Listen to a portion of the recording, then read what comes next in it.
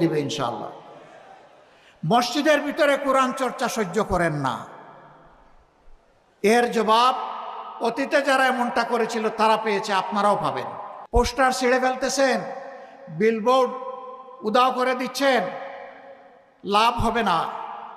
আপনি গাছের poster, light পোস্টের পোস্টার, দেয়ালের পোস্টার, সুতোয় টানানো পোস্টার আপনি ছিঁড়তে পারবেন, কিন্তু জনগণের হৃদয়ে ভালোবাসার যে পোস্টার লেগে গিয়েছে সেই পোস্টার আপনারা ছিঁড়তে পারবেন না।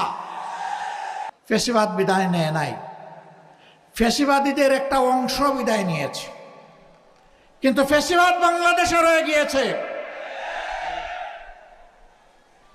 ফ্যাসিবাদীদের কিছু লক্ষণ আছে। 1 নম্বর লক্ষণ হচ্ছে দুর্নীতি,